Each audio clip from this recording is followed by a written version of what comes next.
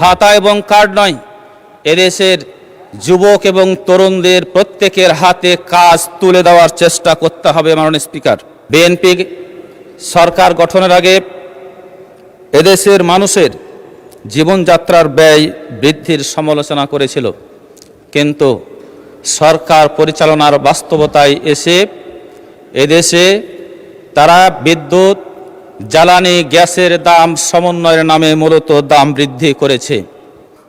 মোহাম্মদ মিজানুর রহমান, চাঁপাইনবাবগঞ্জ 2, আপনার সময় 5 মিনিট। বিসমিল্লাহির রহমানির রহিম। আসসালামু আলাইকুম রহমতুল্লাহ।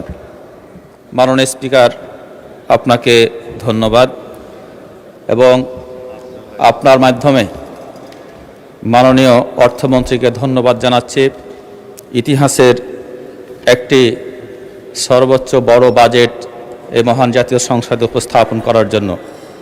মাননীয় স্পিকার, বাজেটটি শুধু বড় নয়, বাজেটে ঘাটতির অঙ্কটিও নিঃসন্দেহে অনেক বড়।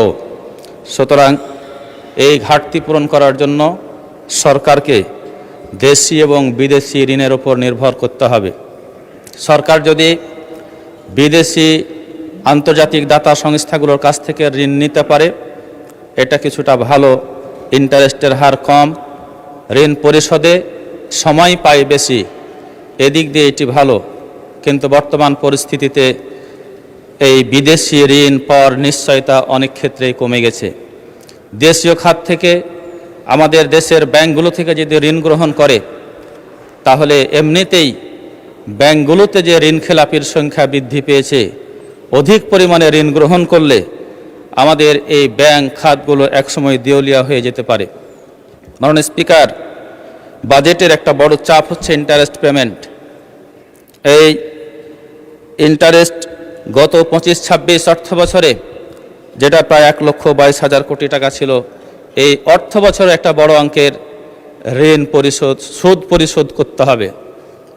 মাননীয় স্পিকার, যে টাকা সুদ পরিশোধে ব্যয় হয় সে টাকা কিন্তু এদেশের স্কুলে যায় না, হাসপাতালে যায় না, আমাদের কৃষকদের উৎপাদনে ব্যয় হয় না।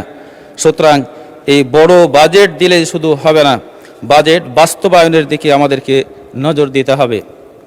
মাননীয় স্পিকার, বিএনপি সরকার গঠনের আগে এদেশের মানুষের জীবনযাত্রার ব্যয় বৃদ্ধির সমালোচনা করেছিল, কিন্তু সরকার পরিচালনার বাস্তবতায় এসে এদেশে তারা বিদ্যুৎ, জ্বালানি, গ্যাসের দাম সমন্বয়ের নামে মূলত দাম বৃদ্ধি করেছে।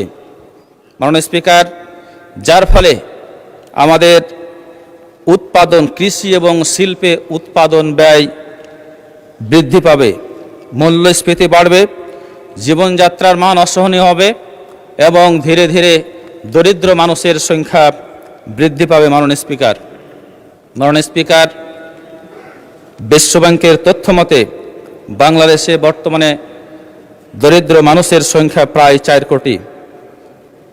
মাননীয় অর্থমন্ত্রী তার বাজেটে এই দরিদ্র মানুষদের কথা চিন্তা করে বিভিন্ন ধরনের ভাতা এবং কার্ডের কথা উল্লেখ করেছেন। এই ধরনের ভাতা এবং কার্ড দিয়ে দরিদ্র মানুষের কষ্ট সাময়িক লাঘব হতে পারে, কিন্তু দরিদ্র মানুষদের স্থায়ী সমাধান হবে না। দারিদ্র্য বিমোচনের টেকসই এবং কার্যকর সমাধান হলো কর্মসংস্থান সৃষ্টি করা। এই জন্য আমার স্পষ্ট প্রস্তাব হচ্ছে, ভাতা এবং কার্ড নয়, এদেশের যুবক এবং তরুণদের প্রত্যেকের হাতে কাজ তুলে দেওয়ার চেষ্টা করতে হবে। মাননীয় স্পিকার, মাননীয় অর্থমন্ত্রী শিক্ষা খাতে 1,36,606 কোটি টাকার বরাদ্দের প্রস্তাব করেছেন। 2টি মন্ত্রণালয়ের 3টি বিভাগে হিসাব করলে দেখা যায় এই বরাদ্দের পরিমাণ হচ্ছে 1,22,000 কোটি টাকা। মাননীয় স্পিকার, 14,000 কোটি টাকার হিসাব কোথায় খরচ করবেন, কিভাবে খরচ করবেন, মাননীয় অর্থমন্ত্রী তা কিন্তু স্পষ্ট করে বলেন নাই। সুতরাং এখানে একটি গোজামিলের আশ্রয় নেওয়া হয়েছে। তবে আমার স্পষ্ট প্রস্তাব হচ্ছে, বাংলাদেশে নন এমপিও শিক্ষা প্রতিষ্ঠান এবং শিক্ষকরা আন্দোলন করছে। এই সকল শিক্ষা প্রতিষ্ঠান এবং শিক্ষকদের এমপিও ভুক্ত করার জন্য আজকে আমার এই বাজেট বক্তৃতায় জোর দাবি জানাচ্ছি। সাথে সাথে এদেশের ইবতেদায়ী মাদ্রাসাগুলোকে প্রাথমিক শিক্ষক এবং প্রাথমিক স্কুলের ছাত্রছাত্রীরা যে সকল সুবিধা পায় তাদের ধাঁচে সুবিধা প্রদান করার জন্য জোর দাবি জানাচ্ছি। আমরা বাজেটের ওপর কথা বলছি, সম্পূরক বাজেটও এই মহান জাতীয় সংসদে পাস হয়েছে।